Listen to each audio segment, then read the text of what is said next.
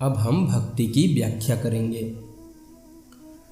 वह ईश्वर के प्रति परम प्रेम रूपा है और अमृत स्वरूपा भी है, जिसको पाकर मनुष्य सिद्ध हो जाता है, अमर हो जाता है और तृप्त हो जाता है। जिसके प्राप्त होने पर मनुष्य न किसी वस्तु की इच्छा करता है, न किसी बिछुड़े व्यक्ति या वस्तु के लिए शोक प्रकट करता है, न द्वेष करता है, न किसी वस्तु में आसक्त होता है और न उसे विषय भोगों की प्राप्ति में उत्साह होता है। जिसको परम प्रेम रूपा और अमृत रूपा भक्ति को जानकर मनुष्य उन्मत्त हो जाता है, स्तब्ध हो जाता है और आत्मा राम बन जाता है। वह भक्ति कामना युक्त नहीं है, क्योंकि वह निरोध स्वरूपा यानी कि त्यागमयी है। लौकिक और वैदिक समस्त कर्मों के त्याग को निरोध कहते हैं। उस प्रियतम भगवान में अनन्यता और उसके प्रतिकूल विषय में उदासीनता को भी निरोध कहते हैं। अपने प्रियतम भगवान को छोड़कर दूसरे आश्रयों के त्याग का नाम अन्यन्यता है। लौकिक और वैदिक कर्मों में भगवान के अनुकूल कर्म करना ही उसके प्रतिकूल विषय में उदासीनता है। दृढ़ निश्चय हो जाने पर भी भगवान के अनुकूल शास्त्रोक्त कर्म करने चाहिए। शास्त्रोक्त कर्म नहीं करने से पतित हो जाने की संभावना होती है। बाह्य ज्ञान शेष रहने तक लौकिक कर्म विधि पूर्वक संपन्न होने चाहिए। भोजन आदि कार्य तो शरीर के रहने तक होते रहेंगे। अब भिन्न भिन्न मतानुसार उस प्रेम भक्ति के लक्षण कहे जाते हैं। महर्षि पराशर पुत्र श्री व्यास जी के अनुसार भगवान की पूजा में अनुराग का होना ही भक्ति है। श्री गर्गाचार्य के अनुसार भगवान की कथा में अनुराग का होना भक्ति है। महर्षि सांडिल्य के अनुसार आत्मरति के अविरोधी विषय में अनुराग का होना भक्ति है। देवर्षि नारद के अनुसार समस्त कर्मों को भगवान को अर्पण करना और भगवान का थोड़ा भी विस्मरण होने से परम व्याकुल होना भक्ति है। ठीक ऐसा ही है जैसे ब्रज गोपियों की भक्ति। इस अवस्था में भी गोपियों में महात्म्य ज्ञान की विस्मृति का अपवाद नहीं। उसके बिना जारों के समान है। उसमें प्रियतम के सुख से सुखी होना नहीं है। वह तो कर्म, ज्ञान और योग से भी श्रेष्ठतर है, क्योंकि भक्ति फल रूपा है। ईश्वर को भी अभिमान से, द्वेष और दैन्य से प्रियता है। उसका साधन ज्ञान ही है। किन्हीं आचार्यों का यह मत है। दूसरे आचार्य का मत है कि भक्ति और ज्ञान परस्पर एक दूसरे के आश्रित है। ब्रह्मा कुमारों के मत के अनुसार भक्ति स्वयं फल रूपा है। राजगृह और भोजन आदि में ऐसा ही देखा जाता है। न उससे राजा की प्रसन्नता होगी, न क्षुधा मिटेगी। अतएव मुक्त होने की इच्छा रखने वालों को भक्ति ही ग्रहण करनी चाहिए।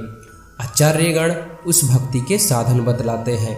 वह विषय त्याग और संग त्याग से संपन्न होता है, अखंड भजन से संपन्न होता है। लोक समाज में भी भगवत गुण श्रवण और कीर्तन से भी भक्ति साधन संपन्न होता है। मुख्यतः यह प्रेम भक्ति महापुरुषों की कृपा से अथवा किंचित भगवत कृपा से होता है। महापुरुषों का संग दुर्लभ, अगम्य और अमोघ है। उस भगवान की कृपा से ही महापुरुषों का संग मिलता है, क्योंकि भगवान और उनके भक्त में अभेद है, अर्थात कोई भेद नहीं है। उस महत् संग की ही साधना करो, उसी की साधना करो। दुसंग का सर्वथा ही त्याग करना चाहिए, क्योंकि दुसंग काम, क्रोध, मोह, स्मृति भ्रंश, बुद्धिनाश एवं सर्वनाश का कारण है। दुसंग से ये काम, क्रोधादि तरंग रूप उत्पन्न होकर भी समुद्र का आकार ग्रहण कर लेते हैं। प्रश्न: कौन तरता है? इस दुस्तर माया से कौन तरता है? उत्तर, जो ममता रहित पुरुष समस्त संगों का त्याग और महानुभावों की सेवा करता है, जो निर्जन स्थान में रहता हुआ लौकिक बंधनों को तोड़कर तीनों गुण सत्य रज तम से परे जाकर भोग तथा क्षेम का भी परित्याग कर दे, वही तरता है। दुस्तर माया से वही तरता है। जो कर्म फल तथा कर्मों का भी त्याग करता है और अंततः द्वंद्व रहित हो जाता है, जो वेदों का भी त्याग कर अखंड भगवत प्रेम प्राप्त कर लेता है, वही तरता है। दुस्तर माया से वही तरता है। वह तरता है, वो लोकों को तार देता है। प्रेम के स्वरूप का बखान नहीं किया जा सकता। प्रेम का स्वरूप अनिर्वचनीय है, गूंगे के स्वाद की तरह अनिर्वचनीय है। किसी योग्य पात्र में ही ऐसा प्रेम प्रकट होता है। यह प्रेम गुण और कामना रहित है। यह प्रतिक्षण बढ़ता है, इसमें विच्छेद नहीं है, अर्थात इसकी निरंतरता बनी रहती है। यह सूक्ष्म से भी सूक्ष्म है और अनुभव रूप है। इस प्रेम को पाकर प्रेमी इस प्रेम को देखता, सुनता, वर्णन करता है और चिंतन करता है। गौड़ी भक्ति गुणभेद तथा अर्थाधिभेद से 3 प्रकार की होती है। सात्विक गौड़ी भक्ति पापनाश का उद्देश्य कर्म फलों का भगवान को अर्पण करना, भगवत पूजन को कर्तव्य मानना। राजसी गौड़ी भक्ति विषय, यश और ऐश्वर्य प्राप्ति हेतु प्रतिमा का पूजन करना। तामसी गौड़ी भक्ति हिंसा, ईर्ष्या और अहंकार से की जाने वाली भक्ति को तामसी गौड़ी भक्ति कहते हैं। उनके बाद के क्रमों से पहले के क्रम वाली भक्ति कल्याणकारी होती है। तामसी की अपेक्षा राजसी और राजसी की अपेक्षा सात्विकी भक्ति ही उत्तम है। अन्य सब की अपेक्षा भक्ति सुलभ है। यह स्वयं प्रमाण स्वरूप है, इसके लिए अन्य प्रमाण की आवश्यकता नहीं है। भक्ति शांति और परमानंद स्वरूपा है।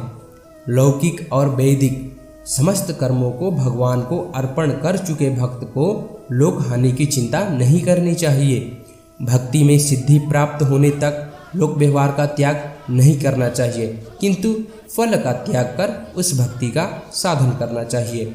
स्त्री, धन, नास्तिक और वैरी का चरित्र नहीं सुनना चाहिए। अभिमान और दंभ आदि का त्याग कर देना चाहिए। भगवान को समस्त आचार समर्पित करने के बाद भी यदि काम, क्रोध और अभिमान आदि बचे रह गए हो तो उन्हें भी भगवान के प्रति ही प्रदर्शित करना चाहिए। 3. स्वामी, सेवक, सेवा रूपों को भंग कर नित्य दास भक्ति से या नित्य कांता भक्ति से ही प्रेम करना चाहिए। प्रेम ही करना चाहिए। एकांत अनन्य भक्ति ही श्रेष्ठ है। ऐसे अनन्य भक्त रूंधे हुए कंठ से रोमांचित और आँखों से आंसू बहाकर परस्पर संभाषण करते हुए कुल और पृथ्वी दोनों को पवित्र करते हैं। ऐसे भक्त तीर्थों को सुतीर्थ, कर्मों को सुकर्म और शास्त्रों को सतशास्त्र कर देते हैं, क्योंकि वे तन्मय हैं। इन्हें देखकर पितरगण प्रमुदित होते हैं, देवता नाचने लगते हैं और पृथ्वी सनाथा हो जाती है।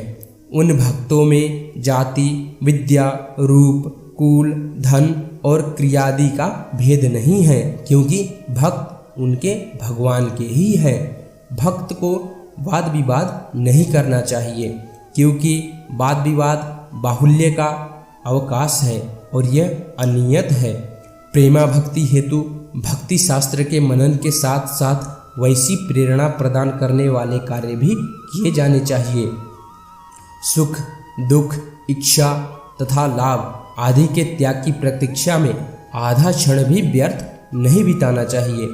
भक्त को अहिंसा, सत्य, शौच, दया तथा आस्तिकता आदि सदाचारों का पालना करना चाहिए। सभी समय सर्वभाव से निश्चित होकर भगवान का भजन ही करना चाहिए। वे भगवान प्रेम पूर्वक कीर्तित होने पर शीघ्र ही प्रकट होकर भक्तों को अपना अनुभव करा देते हैं। तीनों शारीरिक, वाचिक, मानसिक सत्यों में ही भक्ति ही श्रेष्ठ है। भक्ति ही श्रेष्ठ है। यह प्रेम रूपा भक्ति एक होकर भी निम्न 11 प्रकार की होती है। गुण महात्म्य शक्ति, रूपा शक्ति, पूजा शक्ति, स्मरणा शक्ति, दास्या शक्ति, सख्या शक्ति, कांता शक्ति, वात्सल्य शक्ति, आत्मनिवेदना शक्ति, तन्मया शक्ति और परम विरहा शक्ति। इस प्रकार से 11 प्रकार की होती है। कुमार, वेदव्यास, सुखदेव, सांडिल्य, गर्ग, विष्णु, कौंडिन्य, शेष, उद्धव, आरुणि, बलि, हनुमान, विभीषण आदि भक्ति तत्व के आचार्यगण लोगों की निंदा स्तुति का कुछ भी भय न कर सब एक मत से ऐसा ही कहते हैं कि भक्ति ही सर्वश्रेष्ठ है। जो इस नारदोक्त शिवानुशासन में विश्वास और श्रद्धा करते हैं वे प्रियतम को पाते हैं। वे प्रियतम को पाते हैं।